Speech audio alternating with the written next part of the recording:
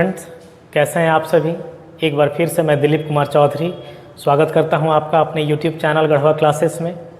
आज के क्लास में हम लोग इलेक्ट्रिक फील्ड का अगला सेशन लेकर के आए हैं, जिसमें हम लोग देखेंगे electric field due to uniformly charged cylinder. उसके बाद देखेंगे electric field due to charge surface, और अगला देखेंगे electric field due to any charged conductor. कोई भी कंडक्टर के कारण इलेक्ट्रिक फील्ड हम लोग देखेंगे। इससे पहले आपसे अनुरोध होगा कि हमारे इस वीडियो को अधिक से अधिक लाइक कीजिए और शेयर कीजिए, तथा हमारे चैनल गढ़वा क्लासेस को सब्सक्राइब कीजिए। प्लीज़ सब्सक्राइबर बढ़ाइए भी, ताकि हम लोग मोटिवेट हों और आपके लिए और अच्छा काम करते रहें। और सब्सक्राइब इसलिए भी कीजिए ताकि जितने भी नए वीडियोस हों उनका अपडेट आपको तुरंत मिल सके। बेल आइकन को भी दबाना नहीं भूलेंगे। चलिए आज के क्लास में हम लोग शुरू करते हैं electric field due to uniformly charge cylinder. Previous class में हम लोग गॉस लॉ देखे थे। गॉस लॉ देखने के बाद हम लोग spherical charge shell, uniformly charge spherical shell के कारण इलेक्ट्रिक फील्ड कैलकुलेट किए थे। आज हम लोग यूनिफॉर्मली चार्ज्ड सिलेंडर के कारण इलेक्ट्रिक फील्ड कैलकुलेट करने चल रहे हैं। ठीक है, तो सबसे पहला चीज़ तो कंसीडर करना होगा कि हमारे पास एक सिलेंडर है।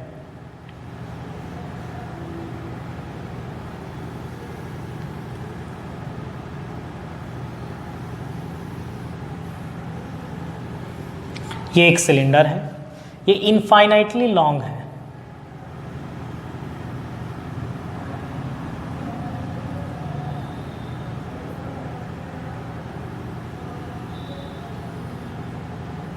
इनफाइनाइटली लॉन्ग है सिलेंडर, और इस सिलेंडर पर चार्ज डेंसिटी लैम्डा है। ये क्या है? Charge density, charge density CHARG, charge density, charge density है। चार्ज डेंसिटी लेंथ पर क्या होता है? कूलॉम पर मीटर, है ना। तो पर यूनिट लेंथ में चार्ज जो है वह कितना है? लैम्डा है। इस सिलेंडर का नाम, वायर भी कह सकते हैं आप। Electric field due to uniformly charge cylinder on wire भी कह सकते हो।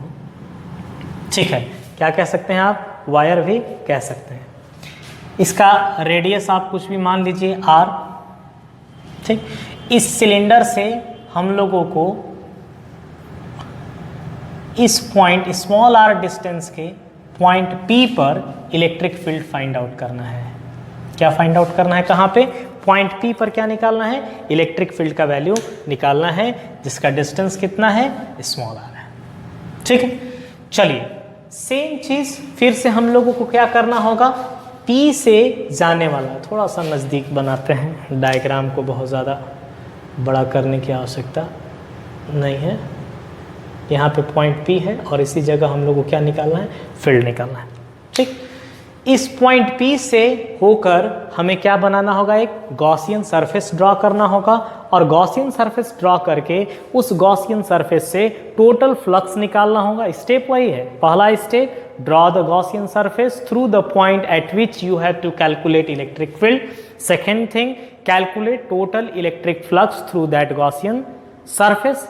Third, calculate total charge enclosed by that Gaussian surface, and fourth, apply Gauss law, total flux is equal to Q enclosed by epsilon naught। वही काम हम लोग करने चल रहे हैं, तो बहुत ज़्यादा थ्योरी हम लोग नहीं लिख रहे हैं। हम एक गॉसियन सरफेस, देखिएगा सोर्स हमारा जिसके कारण फील्ड निकालना है वो सिलेंडर है, तो हम लोग गॉसियन सरफेस भी कैसा कंसीडर करते हैं? सिलेंडर कंसीडर करते हैं।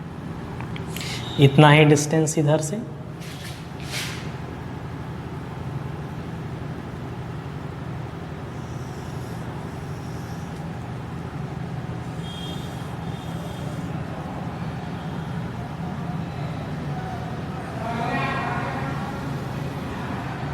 ये हमारा क्या हुआ?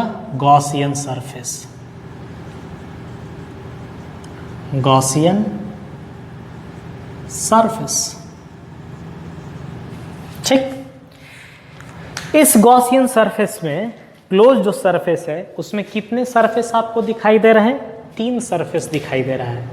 ये सरफेस नंबर 1 ऊपर वाला,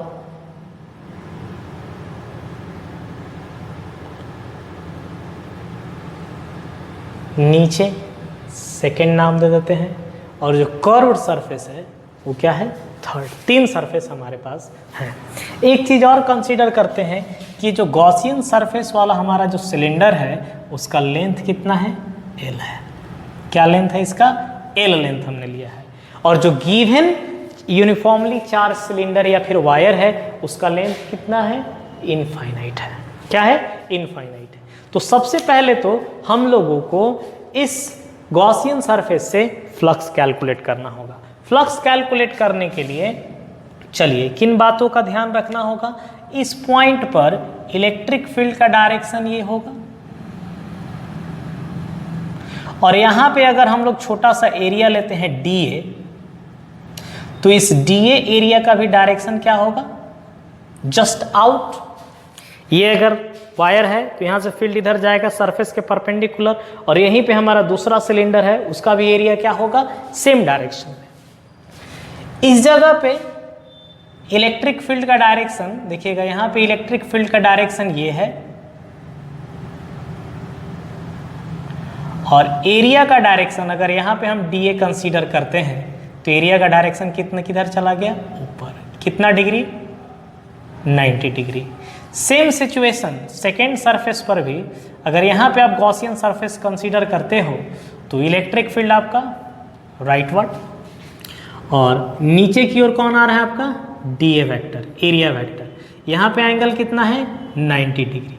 मतलब इस सिचुएशन में थीटा 0 डिग्री है, बाकी 2 सरफेसेस के लिए हमारा थीटा का वैल्यू कितना होने वाला है, 90 डिग्री। और कल प्रीवियस क्लासेस से याद कीजिए, जब भी हम लोग फ्लक्स निकालते थे तो फ्लक्स क्या होता था, EA cos theta dot product, और जहां थीटा 90 डिग्री हो जाएगा हमारा फ्लक्स क्या हो जाएगा, 0 हो जाएगा। तो सरफेस 1 से टोटल फ्लक्स अगर निकालेंगे, देखिएगा हम लिख रहे हैं टोटल फ्लक्स थ्रू हम GS लिख रहे हैं ना, दिमाग में रखिएगा, Gaussian surface. Phi total is equal to flux through surface 1 plus flux through surface 2 plus flux through surface 3। Flux through surface 3, इन तीनों सरफेसेस से हमको फ्लक्स क्या करना होगा, ऐड करना होगा। क्लियर, चलिएगा। फ्लक्स थ्रू सरफेस 1 फाई 1 कितना होगा, E और DA वेक्टर 90 डिग्री कितना हो जाएगा, 0। हम यहाँ लिख देते हैं थीटा कितना है, 90, इसलिए प्लस यहाँ भी वैल्यू क्या होगा, 0। इस जगह पे भी थीटा कितना है, 90 डिग्री, प्लस फाई 3 के लिए हमें क्या करना होगा, इंटीग्रेशन E, हम क्लोज नहीं निकालेंगे, कर्व्ड सरफेस है ना, कौन सा सरफेस, कर्व्ड सरफेस, क्योंकि ऊपर और नीचे का तो इधर निकाल लिए, इसलिए हम क्लोज नहीं अब कह रहे, केवल कर्व्ड सरफेस से जो हम लोग का फ्लक्स होगा उसको कैलकुलेट करेंगे, और वो कितना होगा, DA cos 0 का वैल्यू कितना होता है, 1, थीटा यहाँ पे कितना है, 0 डिग्री। चलिए, तो phi total is equal to 0, 0 तो छोड़ देते हैं। E बताइएगा, हमारा जो गिवन सिलिंड्रिकल वायर है उसके सेंटर से जो गॉसियन सरफेस का हर एक पॉइंट है, कर्व सरफेस का हर एक पॉइंट है, सब के सब कितना डिस्टेंस पर है, स्मॉल r डिस्टेंस पर है, सेम डिस्टेंस पर है। और अगर सेम डिस्टेंस पर है तो हर एक पॉइंट पर इलेक्ट्रिक फील्ड का वैल्यू क्या होगा, सेम। और अगर इलेक्ट्रिक फील्ड सेम है, मतलब बदल नहीं रहा है, कांस्टेंट है, तो कांस्टेंट इंटीग्रेशन से क्या रखना होगा, बाहर। इंटीग्रेशन सिर्फ किसका, कर्व सरफेस का, एरिया का। और ये यहां से कितना निकल करके आने वाला है, E। बताइएगा, कर्व सरफेस एरिया सिलेंडर का टोटल एरिया कितना होगा, तो आप लोगों को पता होगा 2 पाई r h होता है, h के जगह यहां पे कितना है, L।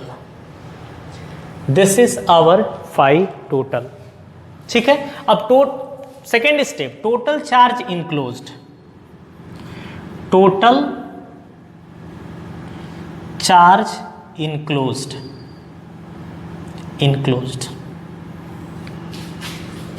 Q इनक्लोज्ड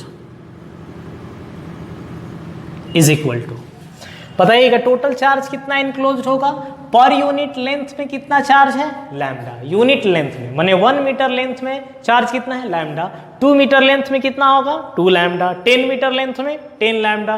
तो लैम्डा मीटर लेंथ में कितना होगा, एल लैम्डा। कितना होगा, L lambda.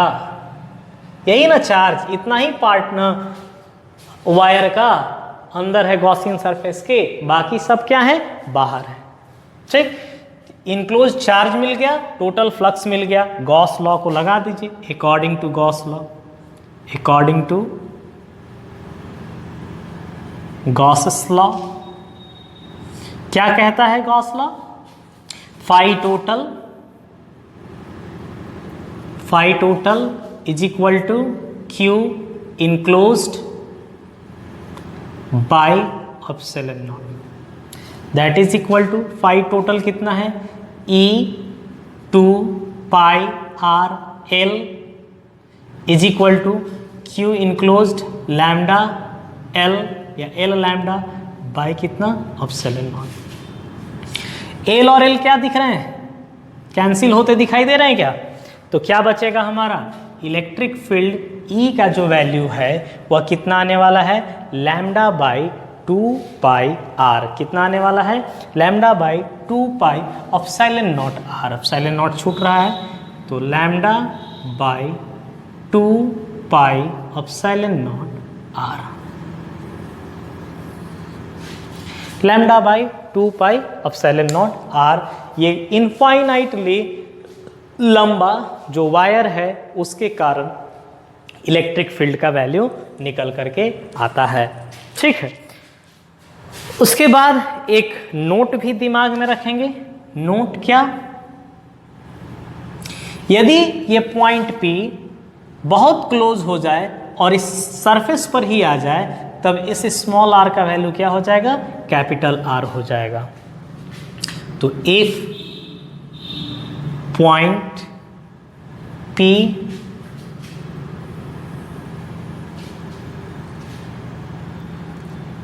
is on the surface of uniformly charged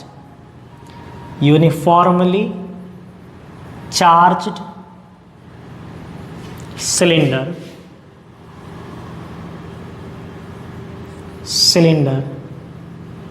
then E का वैल्यू क्या हो जाएगा, R का वैल्यू क्या रख देंगे, कैपिटल R। तो lambda by 2 pi epsilon not capital R। तो ये होगा हमारा इलेक्ट्रिक फील्ड, किसके कारण, इनफाइनाइटली लॉन्ग जो है सिलेंडर है। अच्छा, थोड़ा सा एक कॉन्सेप्ट रखिएगा दिमाग में कि इनफाइनाइट लेंथ होता क्या है एक्चुअली। अगर ये हमारे पास कोई वायर है तो जब पॉइंट ये है तो इधर से कुछ एंगल बन रहा है, इधर से कुछ एंगल बन रहा है। जैसे जैसे पॉइंट नजदीक आने लगेगा तो बताइए इससे बड़ा ये एंगल होगा, और पॉइंट नजदीक आने लगेगा, बहुत ज्यादा नजदीक अगर आ जाएगा तो ये ऐसा लगेगा कि लगभग यहाँ पे कितना डिग्री का कोण बनने लगा है, 90 डिग्री का। उसी सिचुएशन में इस तार, ये वायर जो है इन पॉइंट्स के लिए, नज़दीक वाले पॉइंट्स के लिए कैसा बिहेव कर रहा है, इनफाइनाइटली लॉन्ग बिहेव कर रहा है, इनफाइनाइट लेंथ का बिहेव कर रहा है। वही अगर इतना लेंथ को यहाँ से देखेंगे तब वो इनफाइनाइट लेंथ का नहीं है।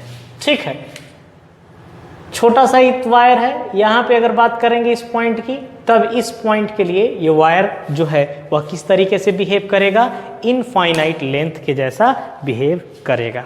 ठीक है, अब हम लोग देखने चल रहे हैं अगला, electric field due to charged conducting surface.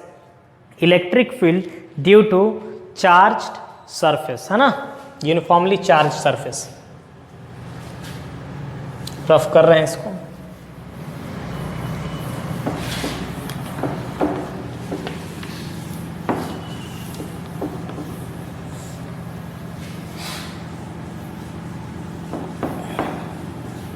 मेरे ख्याल से अब किस तरीके से काम करना है वो समझ में आ रहा होगा। यूनिफॉर्मली चार्ज्ड सरफेस या प्लेन कह दीजिए ना, सीधा सीधा चार्ज्ड प्लेन। ठीक, चलिए ध्यान दीजिएगा।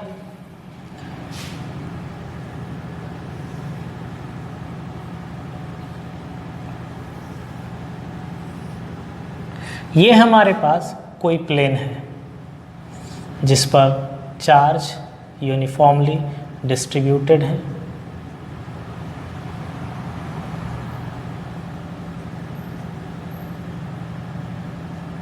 ठीक, इस प्लेन से हम लोगों को कोई भी r डिस्टेंस पर इस जगह पर पॉइंट P है जहां क्या कैलकुलेट करना है, इलेक्ट्रिक फील्ड इंटेंसिटी कैलकुलेट करना है। तब अब क्या करेंगे, ऐसा एज्यूम कीजिएगा कि ये चार्ज्ड शीट है, चार्ज्ड प्लेन है, और जब प्लेन है तो बहुत पतला है। ठीक है, तो इधर से r डिस्टेंस पर जो इलेक्ट्रिक फील्ड होगा वही इलेक्ट्रिक फील्ड इधर से r डिस्टेंस पर होगा। तो अगर आपको इस पॉइंट का इलेक्ट्रिक फील्ड निकालना है तो इस पॉइंट को भूलना नहीं होगा, दोनों पॉइंट को कंसीडर करके चलना होगा।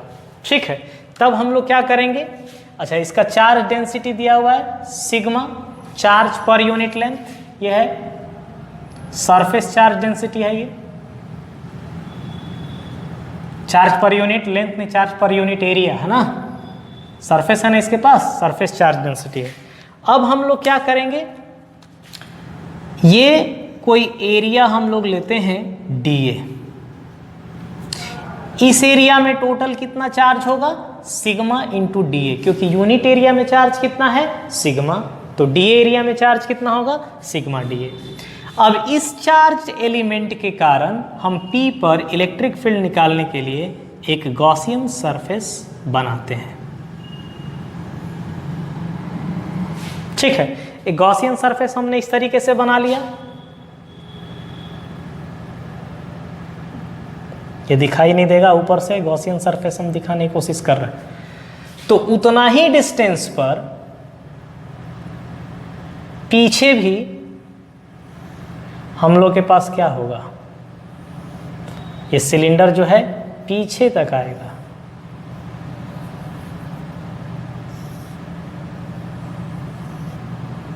यहाँ पॉइंट P डैश कंसीडर करना होगा, और यहाँ अगर इस पॉइंट पर इलेक्ट्रिक फील्ड का डायरेक्शन, भाई सरफेस के बाहर की ओर इलेक्ट्रिक फील्ड का डायरेक्शन ये है, तो इस जगह पे इलेक्ट्रिक फील्ड का डायरेक्शन किधर होगा, पीछे की ओर होगा।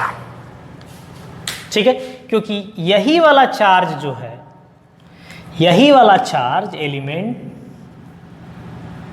इधर भी इलेक्ट्रिक फील्ड बनाने की कोशिश करेगा। अगर हम इसको मिटा देते हैं तो और अच्छे से शायद आपको फील आने लगे, है ना। बस इसको डॉटेड से हम दिखा रहे हैं। बताइएगा ये एरिया कितना था dA, तो dA एरिया वेक्टर किधर होगा, जस्ट परपेंडिकुलर नॉर्मली आउटवर्ड, तो यहाँ भी dA area vector left side में होगा। अब गॉसियन सरफेस इधर भी है, यहाँ पे अगर आप एक एरिया एलिमेंट लेते हो तो एरिया इधर होगा dA, और फील्ड इधर है, तो यहाँ पे एंगल कितना है 90 डिग्री, यहाँ पे थीटा कितना है 0 डिग्री, और यहाँ पे थीटा कितना है 0 डिग्री। यहाँ भी 3 सरफेस हैं boss, surface number 1, surface number 2 और सरफेस कर्व्ड सरफेस सिलेंडर का सरफेस नंबर कितना 3। ये तीनों सरफेस हमारे पास हैं। अब टोटल एरिया हम लोगों को निकालना है, सॉरी टोटल एरिया कह रहे हैं, टोटल फ्लक्स निकालना है, जल्दी जल्दी। टोटल फ्लक्स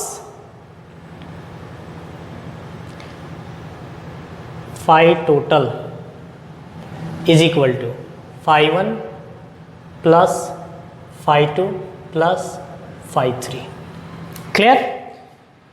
फाई 1 कितना होगा बताइएगा, ई राइट साइड में, डी ए भी राइट साइड में, एंगल 0, तो ई इंटू कितना होगा डी ए, कॉस थीटा यहाँ पे क्या है 0, तो कॉस थीटा 1 प्लस फाई 2 को देखिएगा। अब यहाँ पे लोग कंफ्यूज्ड होते हैं कि सर यहाँ पे फील्ड राइटवर्ड था, यहाँ पे फील्ड लेफ्टवर्ड है, तो यहाँ पे फ्लक्स पॉजिटिव होगा, यहाँ पे फ्लक्स नेगेटिव होगा। जी नहीं, यहाँ पे फील्ड अगर राइटवर्ड है तो यहाँ पे एरिया वेक्टर भी किधर है राइटवर्ड, दोनों के बीच में एंगल 0, cos 0 1 होता है। यहाँ पे फील्ड लेफ्टवर्ड है, एरिया वेक्टर भी किधर है लेफ्टवर्ड है, वहाँ पे भी एंगल कितना है 0, तो वहाँ भी फ्लक्स कितना निकल करके आएगा, सेम पॉजिटिव निकल करके आएगा। तो यहाँ भी फ्लक्स क्या होगा ई डी ए, क्योंकि यहाँ भी थीटा का वैल्यू इस जगह पे थीटा का वैल्यू कितना है पी डैश पे 0 डिग्री है, प्लस कर्व्ड सरफेस का देखिए नॉर्मली आउटवर्ड, ये सिलेंडर है बाहर की ओर और फील्ड इधर जा रहा है, दोनों के बीच में एंगल कितना डिग्री का है 90 डिग्री का एंगल है, तो ये कितना होगा 0, थीटा कितना है यहाँ पे 90 डिग्री है। तो फाई टोटल का value E D A plus E D A 2 E D A. Clear? Charge enclose निकालिए। चार्ज इनक्लोज्ड कितना होगा ये Q enclosed is equal to, बताइए तो इसी वाले एरिया पर चार्ज है ना, इसी के कारण फील्ड है ना उधर, इसका एरिया कितना है डी ए और पर यूनिट एरिया चार्ज कितना है सिग्मा, तो इसका वैल्यू कितना आएगा sigma D A, sigma D A. Gauss law लगा दीजिए, according to Gauss law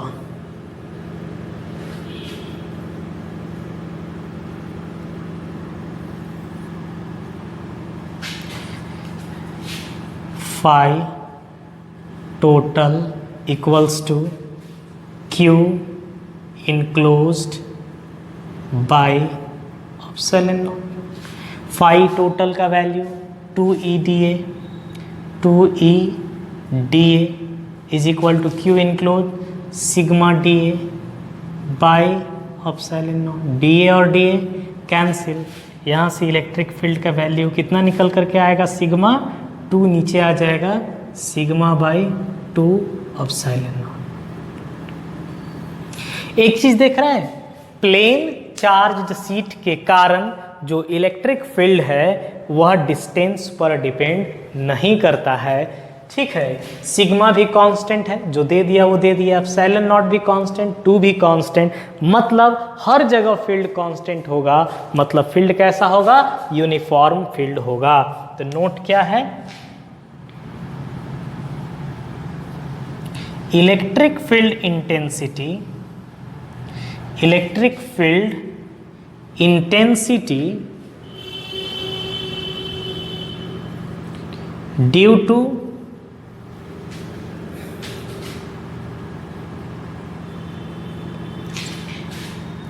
charged sheet, a charged plane is independent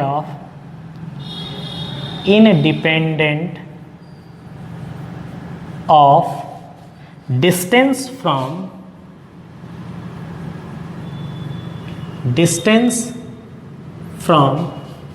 the plane, distance from the plane, that is E is uniform, E is uniform. Electric field कैसा होगा uniform होगा, uniform electric field होगा, ठीक है। तो इसे दिमाग में रखेंगे। एक केस और बचा हुआ है हम लोगों का, electric field near uniformly charged conducting plane, ठीक है। ये क्या था, प्लेन था या सीट कह दीजिए, सबसे बेटर होगा, ठीक है। हम लोग किसको देखने चल रहे हैं आप, electric field near charge conducting surface, है ना, charged conducting surface, electric field near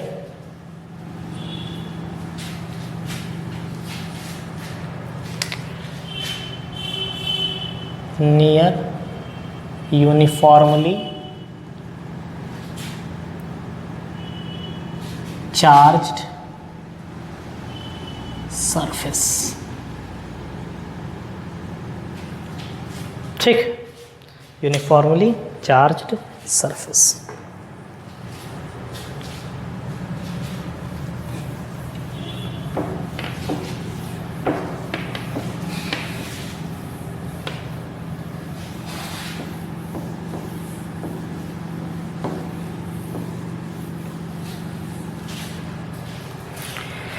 तो हम लोग अब एक सरफेस बनाते हैं, चार्ज सरफेस।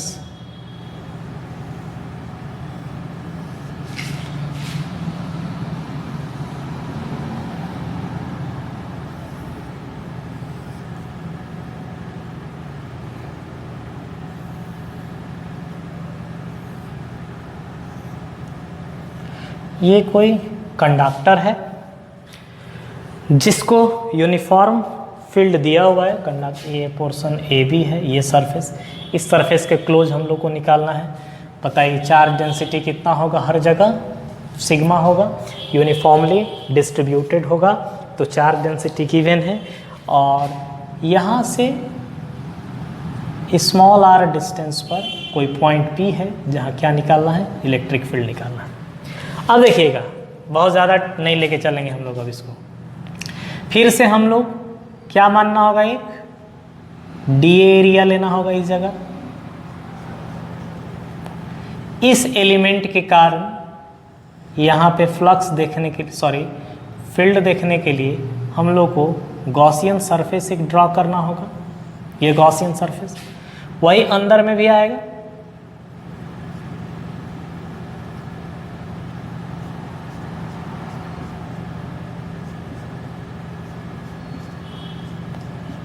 ये कंडक्टर के अंदर में है, और कंडक्टर के अंदर में याद रखिएगा इलेक्ट्रिक फील्ड का वैल्यू कितना होता है, 0 होता है।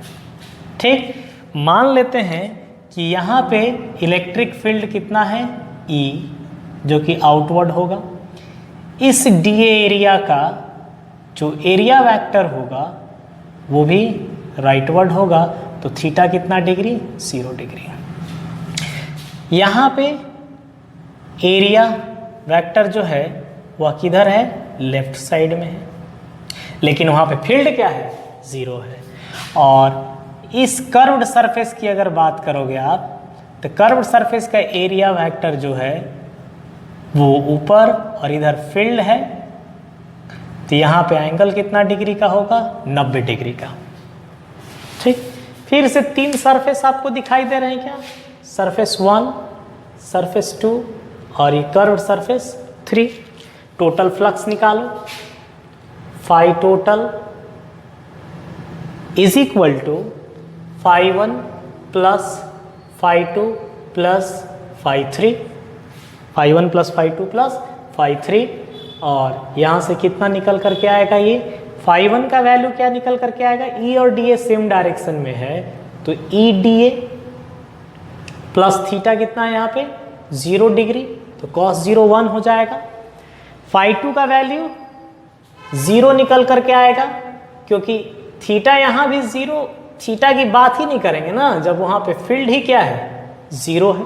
तो किसके साथ एंगल देखेंगे, प्लस फाई 3 कितना निकल करके आएगा, 0, क्योंकि यहाँ पे थीटा कितना डिग्री है, 90 डिग्री, और cos 90 का वैल्यू कितना होता है, 0 होता है। तो फाई टोटल क्या मिल गया आप लोगों को, केवल EDA। टोटल चार्ज इनक्लोज्ड या enclosed charge, enclosed charge, enclosed charge का वैल्यू कितना होगा, Q इनक्लोज्ड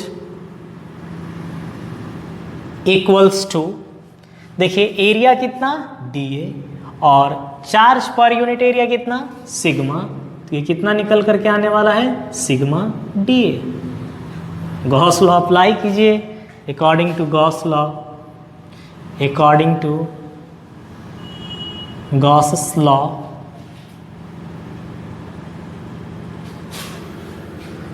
डायरेक्ट या लिख देते हैं यार, phi total is equal to Q enclosed by क्या होता है, एप्सिलॉन नॉट। फाई टोटल कितना है, E D A, Q enclose कितना है, sigma D A by epsilon naught. D और डी ए कैंसिल हो जाएगा तो E is equal to sigma by कितना होगा, एप्सिलॉन नॉट। क्लियर। तो जब चार्ज सीट के थ्रू निकालोगे, चार्ज सीट के कारण इलेक्ट्रिक फील्ड निकालेंगे तो वो होगा सिग्मा बाई 2 एप्सिलॉन नॉट। और एक चार्ज कंडक्टर के सरफेस के कारण फील्ड अगर निकालते हैं तो आपको क्या मिलेगा, सिग्मा बाई एप्सिलॉन नॉट। क्या निकल करके आएगा, सिग्मा बाई एप्सिलॉन नॉट। ये भी इंडिपेंडेंट है डिस्टेंस के, independent of distance, independent of distance. ठीक, तो this is all about Gauss's law and their application. आगे के क्लासेस में हमारा कंसंट्रेशन जो है वह इलेक्ट्रिक डाइपोल पर होगा। तो आप सभी से अनुरोध होगा कि सभी लेक्चर्स को अच्छे से देख करके प्लीज़ समझिएगा फिजिक्स को। Physics is very interesting and very easy subject. अगर आप इसमें इंटरेस्ट लेंगे तो ये भी आप में इंटरेस्ट लेगा। ठीक है, तो अच्छे से पढ़ाई कीजिए, मन लगा करके बढ़िया काम कीजिए, हम आपके साथ हैं। ठीक ना। चलिए आज के लिए इतना ही। Thank you very much for today's session.